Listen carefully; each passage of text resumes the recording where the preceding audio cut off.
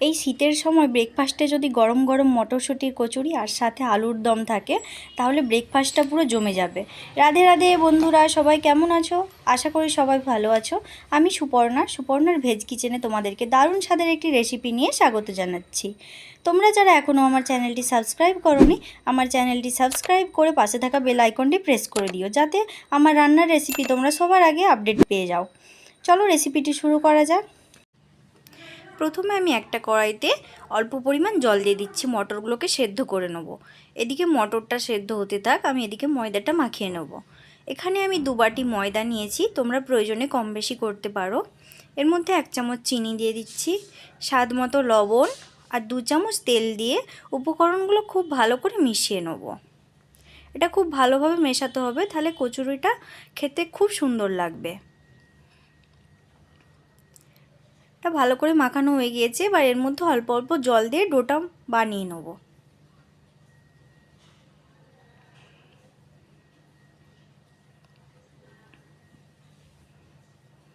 ময়দাটা আমার মাখা হয়ে গিয়েছে। এবার এটা আধা ঘন্টার জন্য রেস্টে রেখে দেবো, যাতে চিনিটা ভালোভাবে মেল্ট হয়ে যায়, ময়দাটা ভালোভাবে সেট আপ হয়ে যাবে। এটা কভার করে আধা ঘন্টা রেস্টে রেখে দিচ্ছি। এদিকে মটরটা আমার সেদ্ধ হয়ে গিয়েছে, এবার আমি এটা ছেঁকে নিচ্ছি। কচুরির সাথে আমি আলুর দম বানাবো। এখানে আলুর দম বানানোর জন্য আমি নতুন আলু নিয়েছি, আলুগুলোকে ছুলে সেদ্ধ করে রেখেছি। এবার কড়াইতে তেল গরম হতে দিয়েছিলাম, এর মধ্যে অল্প পরিমাণে হলুদ দিয়ে দিচ্ছি, যাতে আলুগুলো কড়াতে লেগে না যায়। এবার সেদ্ধ করে আলুটা দিয়ে দিচ্ছি। এটা মিডিয়াম হিটে হালকা লাল করে ভেজে নেব। আলুটা এদিকে ভাজা হতে থাক, আমি আলুর দমে মশলাটা রেডি করে নেব। আমি একটা মিক্সিং বলে 2টো মিডিয়াম সাইজের টমেটোকে কেটে নিয়েছি, আর একটা কাঁচা লঙ্কা দিয়ে দিচ্ছি, আর 1 টুকরো আদা দিচ্ছি। এটা পেস্ট বানিয়ে নেব। পেস্ট বানানো হয়ে গিয়েছে। আলুটা এদিকে দেখো খুব সুন্দর ভাজা ভাজা হয়ে গিয়েছে, একটা লাল কালার চলে এসেছে। এবার আলুটা আমি একটা প্লেটের মধ্যে তুলে নেব।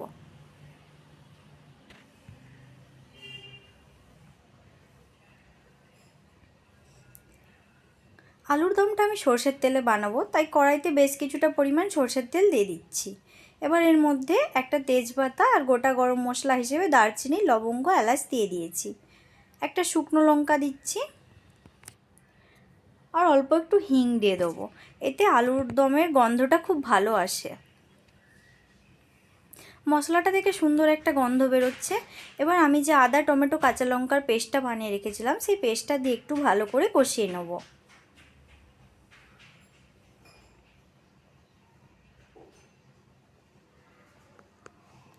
ভালো করে কষানো হয়ে গিয়েছে। এবার এর মধ্যে 1 চামচ হলুদ, 1 চামচ লঙ্কার গুঁড়ো, 1 চামচ জিরে গুঁড়ো দিয়ে মশলাটা ভালো করে কষিয়ে নেব।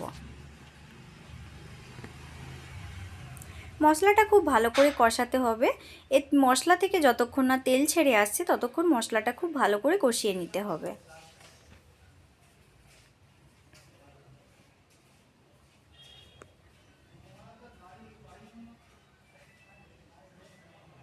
মশলাটা আমার খুব ভালো করে কষানো হয়ে গিয়েছে, দেখতেই পাচ্ছ খুব সুন্দরভাবে তেল ছেড়ে গিয়েছে। এটা একটু ভালো করে নাড়াচাড়া করে এর মধ্যে আগে থেকে যে আলুটা ভেজে রেখেছিলাম সেটা দিয়ে আরও একবার ভালো করে কষিয়ে নিচ্ছি। এতে আলুর মধ্যে মশলাটা ভালোভাবে ঢুকে যাবে। এবার এর মধ্যে আমি পরিমাণ মতো জল দিয়ে দেব। জল দিয়ে আলুটার সাথে একটু নাড়াচাড়া করে মিশিয়ে নিচ্ছি। এবার এর মধ্যে আমি পরিমাণ মতো লবণ দিয়ে আরও একবার মিশিয়ে নেব।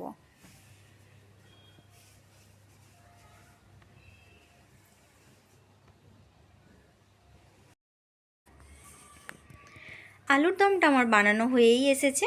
এবার এর মধ্যে 1 চামচ চিনি দিয়ে দিচ্ছি। চিনি দিলে এর স্বাদটা খুব ভালো হয়। এর মধ্যে একটা চেরা কাঁচা লঙ্কা, অল্প একটু গরম মশলা আর ধনেপাতা কুচি দিয়ে ভালো করে আরেকবার নাড়াচাড়া করে মিশিয়ে নিচ্ছি।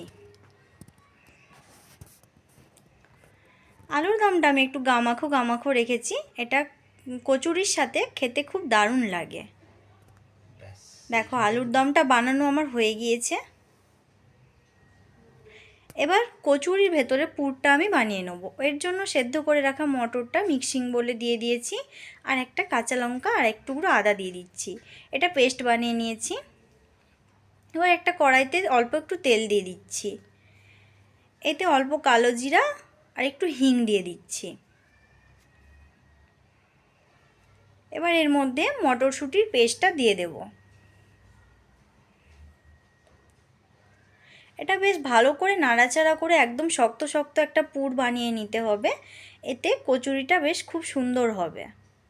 এর মধ্যে অল্প একটু লবণ, অল্প একটু চিনি দিচ্ছি, এতে স্বাদটা খুব ভালো হয়।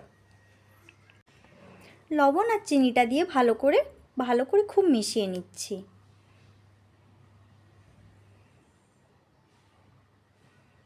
দেখো পুরটা আমার শক্ত শক্ত হয়ে গিয়েছে, এটা আমার রেডি হয়ে গিয়েছে। দেখো কড়ার গায়ে লেগে যাচ্ছে না।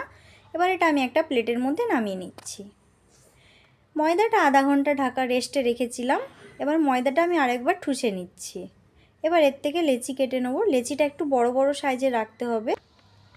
সব লেচিগুলো আমার কাটা হয়ে গিয়েছে।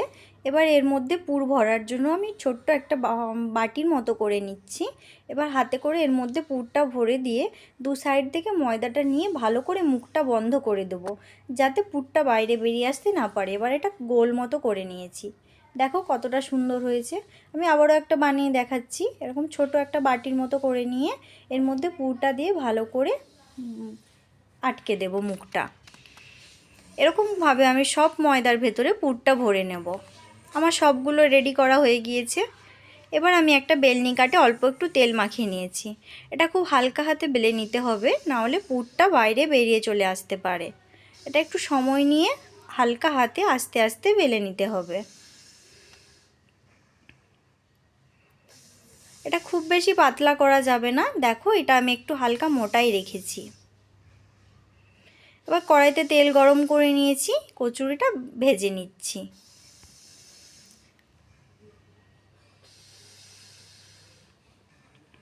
কচুরিটা তেলের মধ্যে দেখো কতটা সুন্দর হয়ে ফুলে উঠেছে। এক সাইডটা আমার ভাজা হয়ে গিয়েছে, এবার অপর সাইডে উল্টে দিচ্ছি। এরকমভাবে দু সাইডটা আমি লাল করে ভেজে নেব।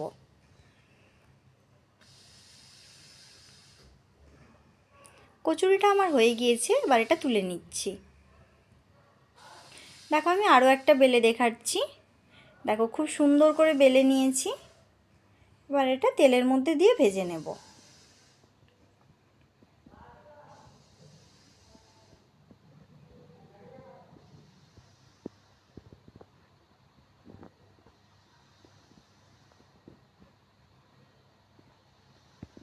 ঠিক একইভাবে আমি আগের মতো কচুরিটাকে উল্টে পাল্টে দু সাইড লাল করে ভেজে তুলে নিচ্ছি।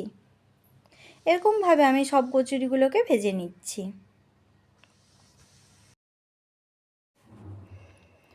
সব কচুরিগুলো আমার ভাজা হয়ে গিয়েছে। তোমরা দেখতেই পাচ্ছ কচুরিগুলো কতটা সুন্দর হয়েছে। ভিতরে একদম পুরটা পুরো চারিদিকে ছড়িয়ে আছে। তোমরা সবাই আমার রেসিপিটি ফলো করে এইভাবে কচুরি আর আলুর দম বাড়িতে বানিয়ে খেও, দেখবে বাড়ির সকলেরই খুব ভালো লাগবে। ভিডিওটি ভালো লাগলে অবশ্যই কমেন্ট বক্সে জানিও রেসিপিটি কেমন হয়েছে। ভিডিওটি ভালো লাগলে অবশ্যই একটি লাইক করো আর বন্ধুদের মাঝে শেয়ার করে দিও। তোমরা যারা আমার ভিডিওটি ইউটিউব থেকে দেখছো, ইউটিউবের চ্যানেলটিকে সাবস্ক্রাইব করে পাশে থেকো। আর যারা ফেসবুক থেকে দেখছো, ফেসবুকের পেজটিকে ফলো করে দিও।